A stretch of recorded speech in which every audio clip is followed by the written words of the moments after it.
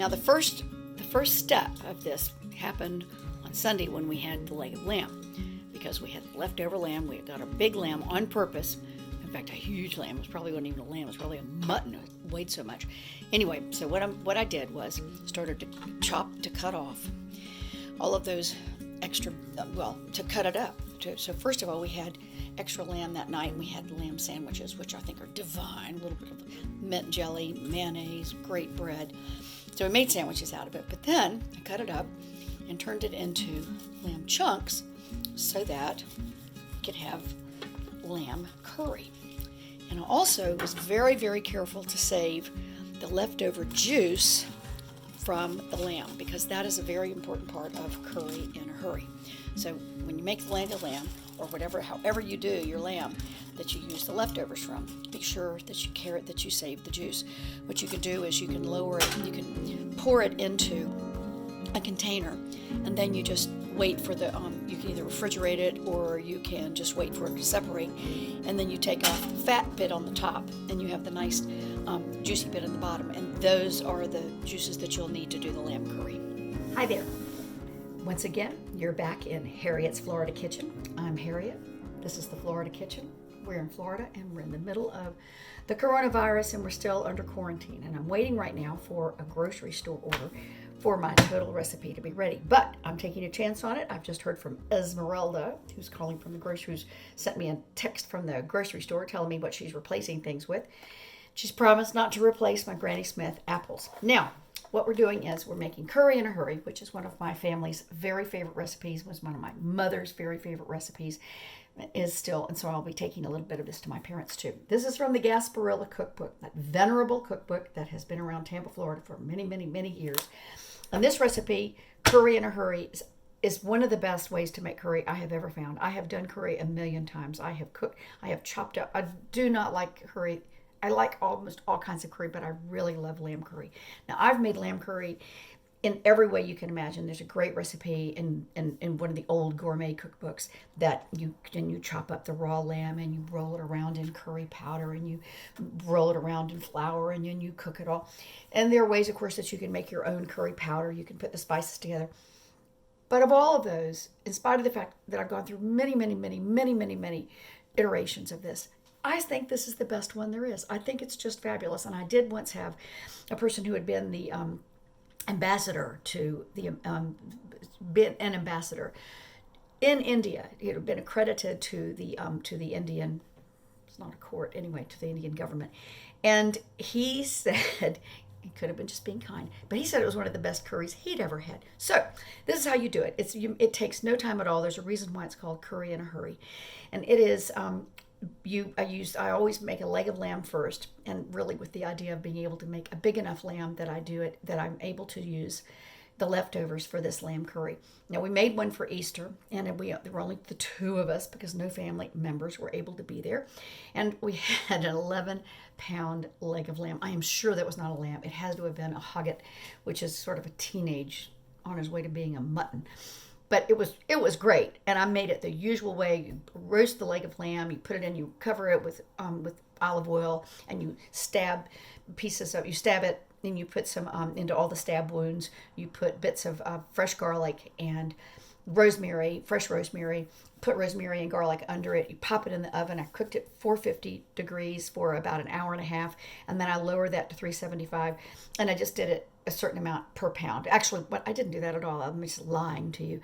I stuck in an oven thermometer, and I like to do it at medium rare, and so it had to be, I have a British thermometer, so I had to do it in centigrade. So that was I cooked it at about 65 degrees centigrade, but between 140 and 150 degrees Fahrenheit. Anyway, I got it out, cooked that. I did a little bit of filming of that at the time, so I'm assuming my wonderful editor, Thompson, can slide that in and show you what that looked like. But it's not that complicated, and it's not that interesting to watch, and it's done, and we had it, and it was just delicious.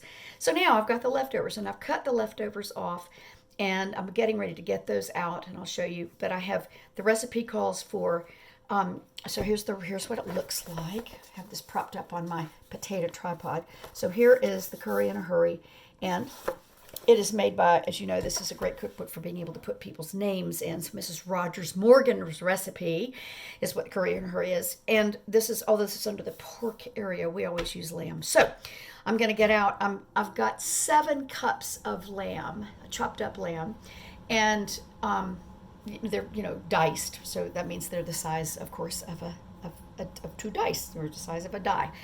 So I've chopped those up and they're ready, but this calls for, the recipe, which serves 6, calls for 2 cups of lamb. I have 7 cups of lamb. So I'm going to triple it, and I'm going to use a little bit more of everything else to sort of make it come out right with the lamb. Right.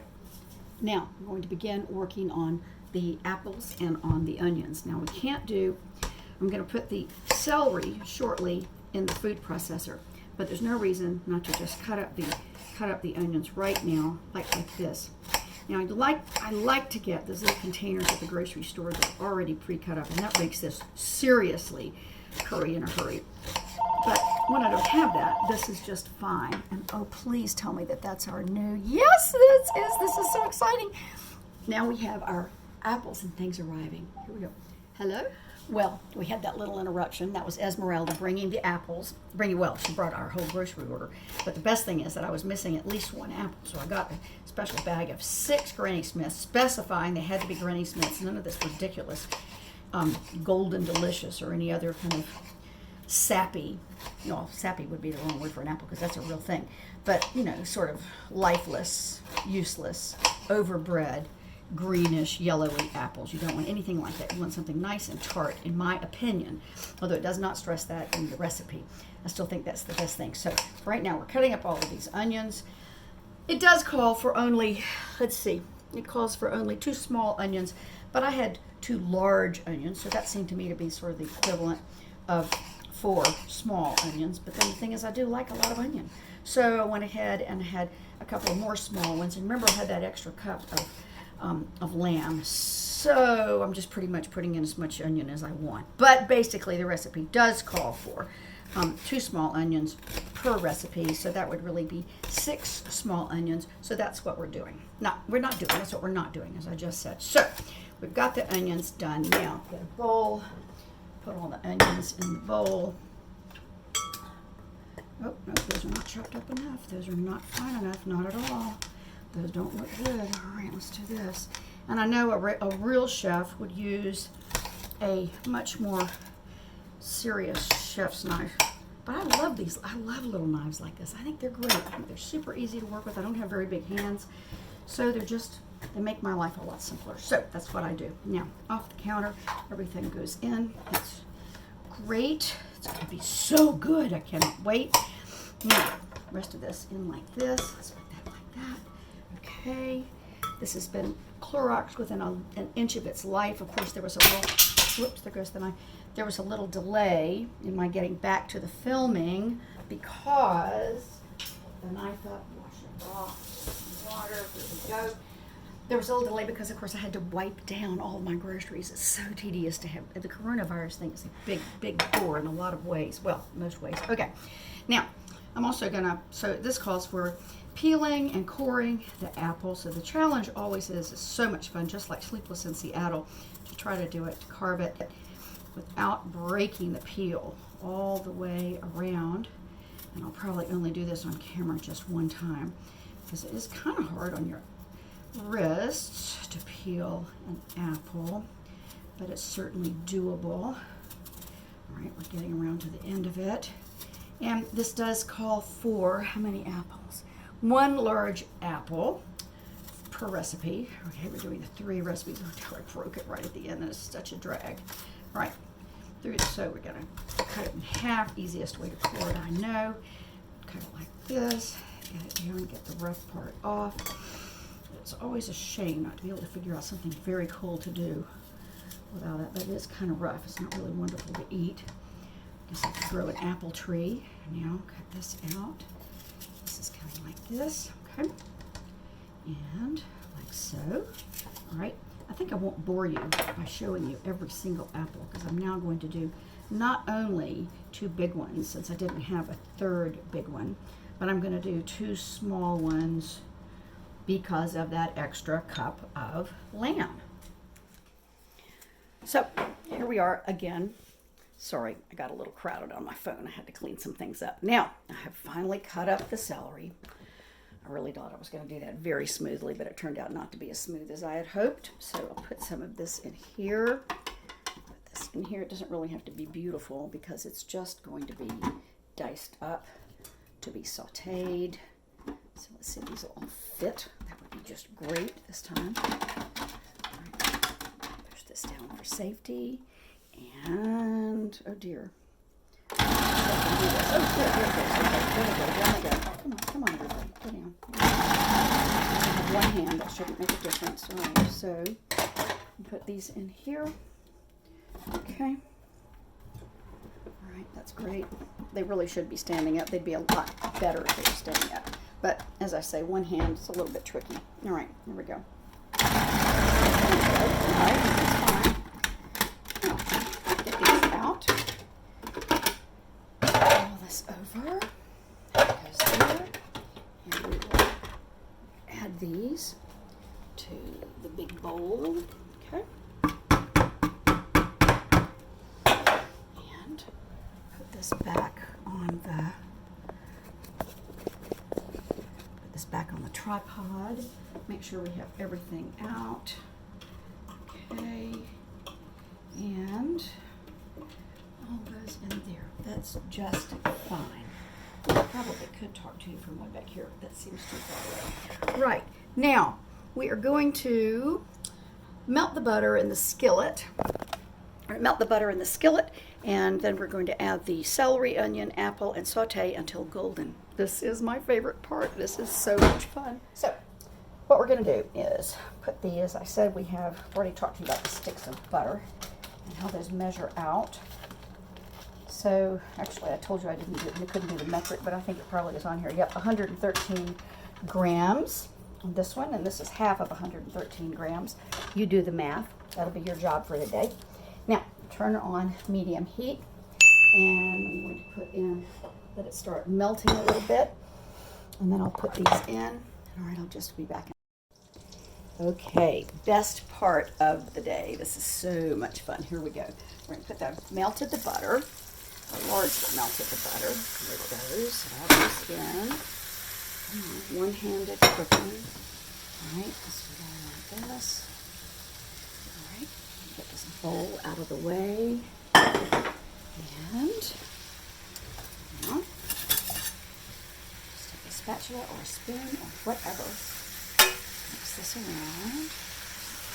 Very nice. Now those apples sat a little while longer than I would have liked, so you're noticing that they're a bit brown, but who cares? They're getting ready to be sauteed, so that won't matter at all. Alright, some of the celery is larger than I would have liked, since I couldn't really control my machine with one hand talking to you and one hand on the food processor. But again, it's absolutely fine. Now, while I am going to let this saute a few minutes and turn golden and a little translucent, I'm going to show you that I have, remember that I said that I was taking out, I saved all of the gravy, all of the juices from the lamb that I made. So I put it in the fridge, and you'll notice that the top part is, all the fat is nice and solid, so I'll just lift that out in a second. I've also pre-measured the raisins that we're going to need. I've also got it calls for just a couple of tablespoons of flour and some hot water, but we're going to really need more than that because we've got a lot. So I'll get a spoon or something. And so I'll just push this around like this. Nope, I think I'll use a knife. A little bit of a not so sharp knife. Oh, how fabulous. So look, it just comes right up. This is so neat. Okay, this is one of those things about cooking that I think is super fun. Okay, so I'm just going to scrape it off the back. It's really done. Nothing to it at all. Now it's going to add color and it's going to add flavor. Is that out of the way of the camera? I'm afraid it is. All right, let's put it back in the way of the camera. Okay, this goes like this. Up. Okay, and throw it in the garbage. And let's get some off the counter that fell. That would be great. And so it says that if you have forgotten, which I occasionally have done, you've forgotten to save this wonderful brown stuff, then you can use a teaspoon of bouquet garni for each recipe that you do of this, and that'll be fine. It's much better if you use the sauce from the lamb. All right, now let's see how let us see, turn. All right, here we go. Now, I'm gonna get the rest of this crud out of here because I don't want any of it really to get into this as it has to. Now, this is cooking nicely. Notice I've used one of my very, very favorite pans. It has I hate pans, great big pans with long handles, because first of all, they hardly fit in the sink and they don't fit in a dishwasher. And they often are too big for me. This kind of a pan is often too heavy for me to pick up easily, especially if it's full of hot water or hot stuff. And this way, you can pick it up with both hands. It is a brilliant invention. I think it's really a paella pan. Although, we have a friend named Mac, who's a fabulous cook, and he's from Louisiana, and he says he thinks that paella is much better if you make it in a very thin paella pan. That's all Williams know, but this one is too, and I like it. It's big and fat, it's heavy, and it's exactly what I want. It's probably more of a saute pan, only without the handles. Okay, so we're doing this, and I'm going to start. Now I'm going to get out the meat because we're just about ready. Okay, more sauteing. I now have the meat out and ready.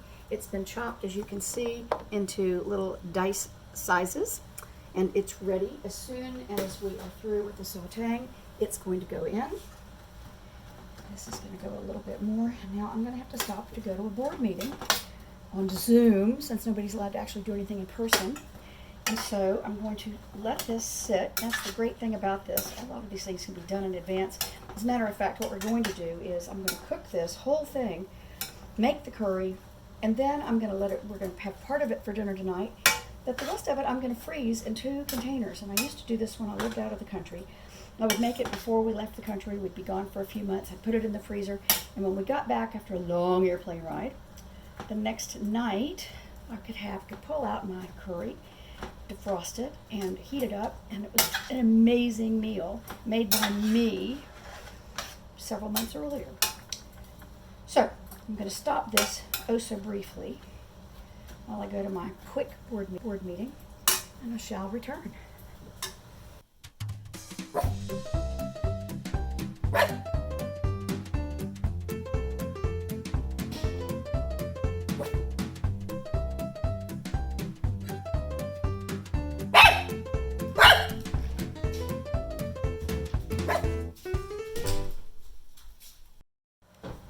Okay, a few more minutes before I have to go to my board meeting. I'm just going to continue on with this. So this is getting to be nice and translucent, which is just about perfect. I'm going to hold it like that. It's easier than moving the camera. And these are getting nice and fine. But the thing is, it's going to be cooking for a while, so it just doesn't have to be very overcooked. It can be just like that. So it calls for 2 tablespoons of flour, which I'm going to put in. Getting out my stuff. Now, I never put in just a couple of tablespoons of flour in this. I'm sure I'm going to need more than that. So just sort of fluff it around. 1, 2, 3, 4. Remember, I've got a triple recipe. 5, 6, and we've got that extra cup of lamb. That's going to go in there. Yep, there we go. Now, I'm just going to spread this around. Get it in there. Don't worry if it looks a little lumpy. It will certainly change shortly. It will certainly cook in. Then it's going to call for, all right, next thing it calls for is, here comes the lamb, all of it, nipping this in there. Now see, that's a big pan, but for a triple recipe, that's a bit of a trick. And now, other thing we're going to do is we are going to add a ton of hot water. So, and miraculously, we have hot water. Now, put this around, we're going to stir it a bit, we're going to pour in some hot water. It's going to blend nicely with the flour and the vegetables, and get these out of the way, and the lamb. Yes, it's looking great, but the thing is, mostly this is making its own juice. You don't have to put in any kind of thing except for what we're about to put in, which is the thing, which is this stuff. So the the juice from the lamb, and we put in a little bit more of water. This can go in the sink. All right, just rub this around. Oh, it is so good, and it is so much fun to make. Right. Oh, this is like this. Now, unfortunately, I don't have an assistant because we do need to clean up this nasty looking stuff on the counter. So, I'll just do that so you aren't just grossed out by what you see in front of you. Yuck, yuck, and yuck. All right, that gets cleaned up. It's not great. It's better than it was. Thank you, able assistant. What a good job you do. Right now, turn this all over. Let's make sure it's kind of all blending nicely. And so that's sticking to the bottom, so quickly get that up, no problem. And I love this pan also because it is not coated, so you can deglaze it. You can cook anything in it. Pans that don't stick also don't deglaze. They don't, because the stuff doesn't stick, and you have to make things stick in order to make it work. So this is a perfect pan for many, many, many reasons. All right, getting this nicely turned. It's just quietly cooking along, making that wonderful bubbling sound. All right, in a minute I'm going to put some more water in, and I may put some more flour in, but let's see what the recipe says. The recipe says that we are going to put in, so a half a teaspoon of salt for this recipe.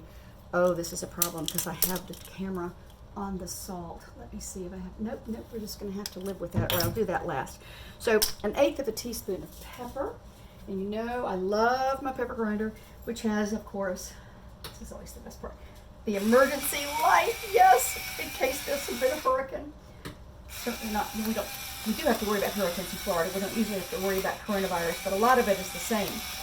The best part about not having a hurricane, the thing that one can look for a silver lining in about the coronavirus, is that you still get to keep your electricity on, assuming that you can still afford to keep your electricity on, because everything crashes down the tubes.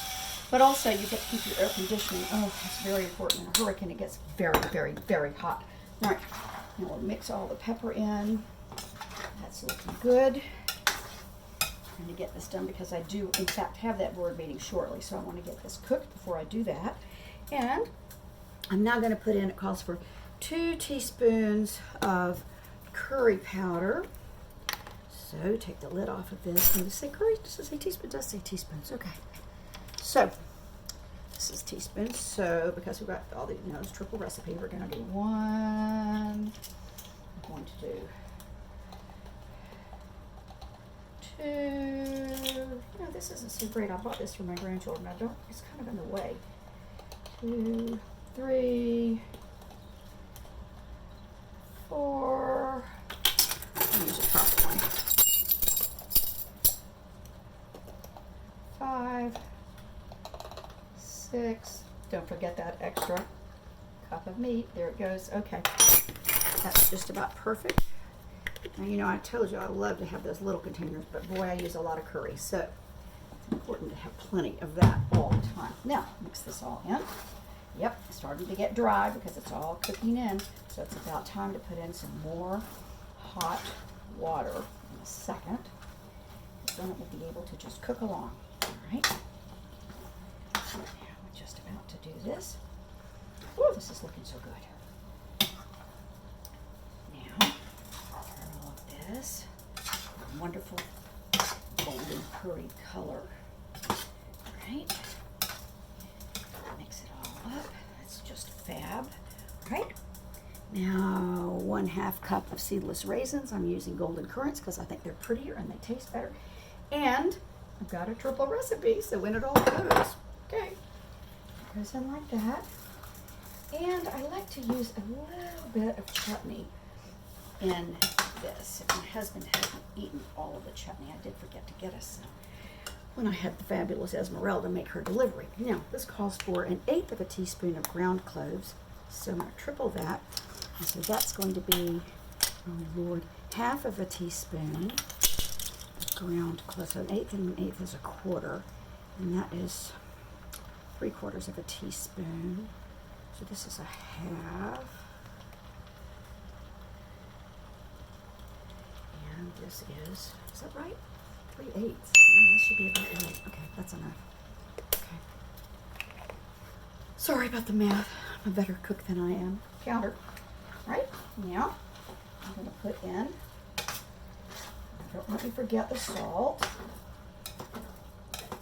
I have now taken the camera off of the salt, and I'm putting it, now it calls for a half of a teaspoon of salt, and I am tripling it, but man, do you have to be careful when you double and triple recipes, and that is particularly true of salt. Salt can really creep you out and you can have too much, and you can always salt at the table, right? So put in just a teaspoon of salt in all of this. Mix this up, and now, because it's getting brown on the bottom, and I think it can make some more of its own gravy, I'm putting in some more water, which is just about right. Now I've put in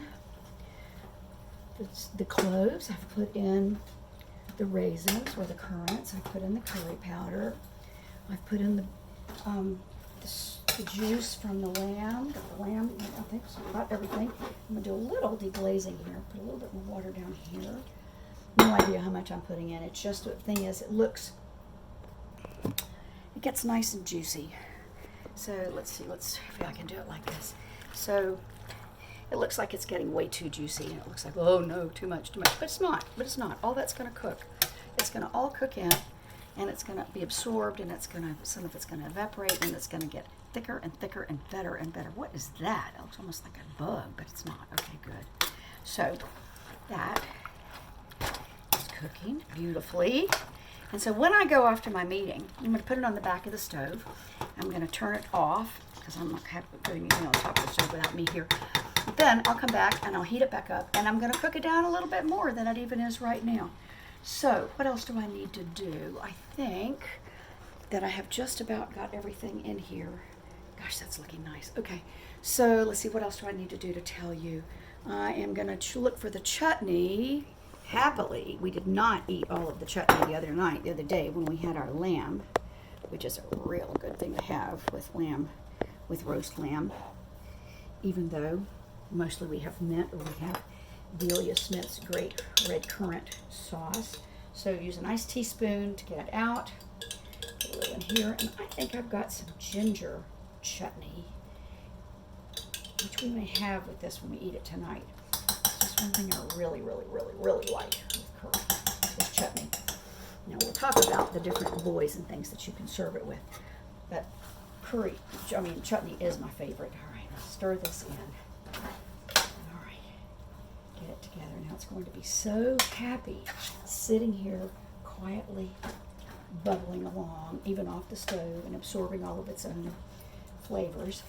Okay, back from my meeting, and now I'm going to turn the stove back on so that we can begin to find the finalizing of the cooking of the lamb. And I'm also going to make rice to go with it. So 2 cups of water to 1 cup of rice.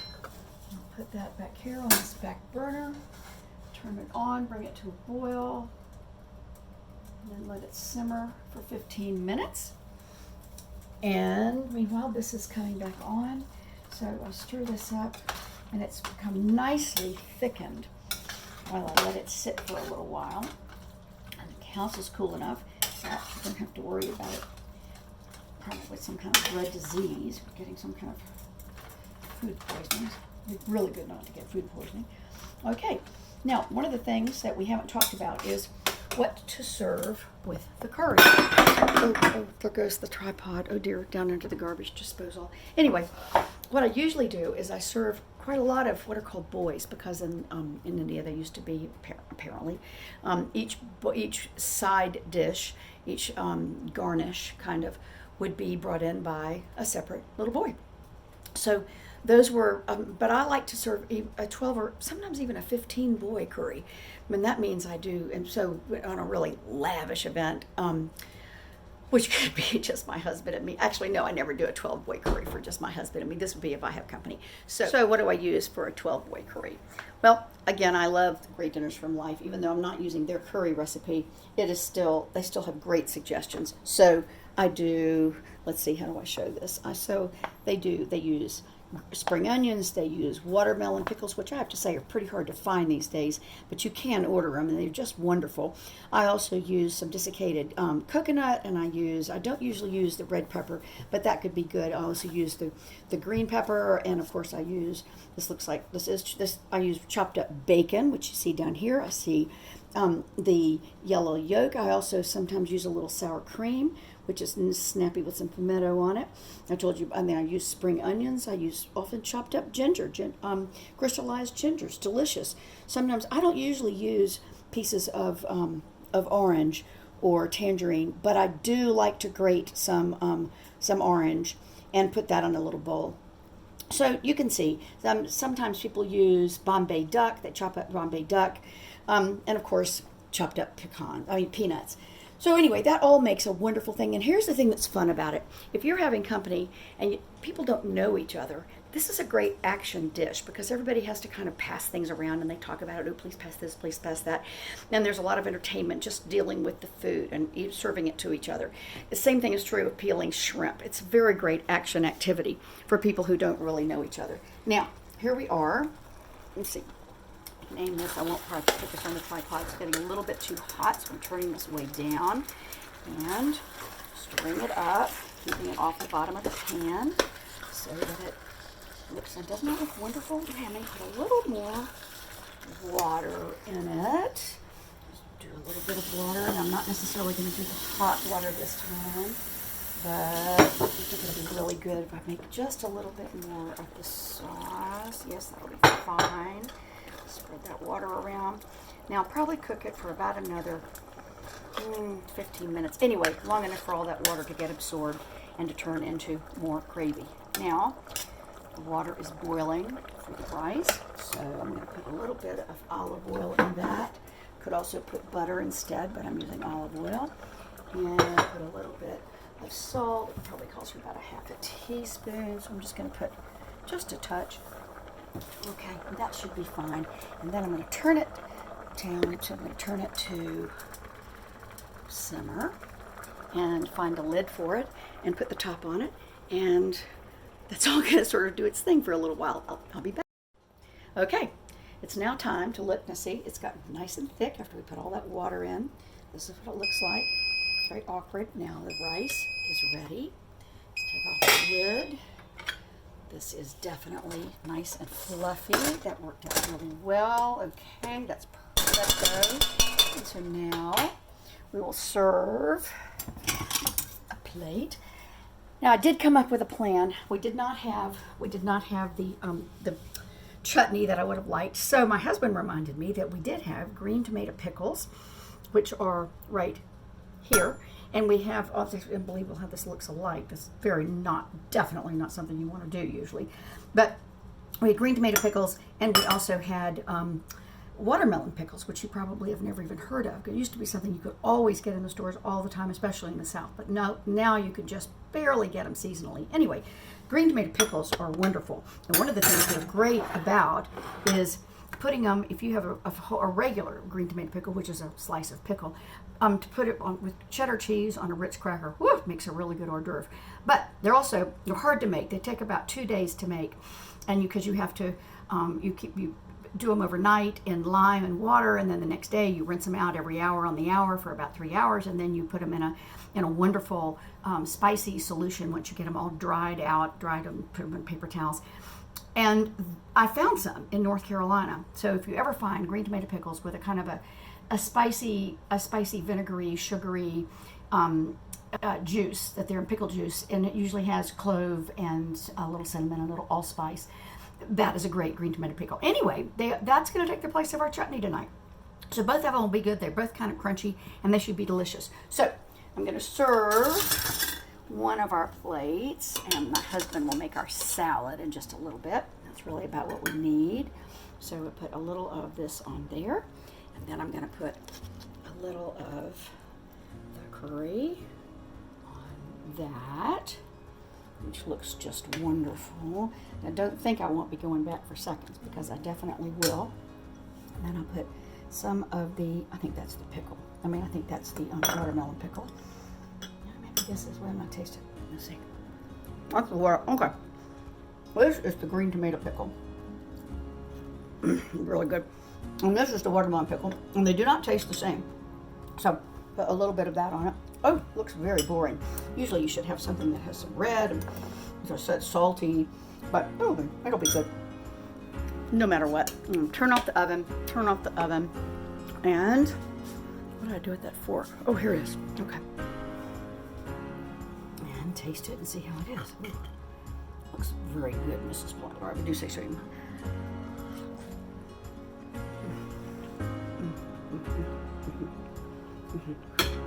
Good job. Oh, really good. Oh, really, really, really good. In fact, it's perfect. Okay, and this is Harriet signing off from Harriet's Kitchen in the middle of a rainstorm outside. So it's kind of unusual. All right. Thanks for joining us today. Bye.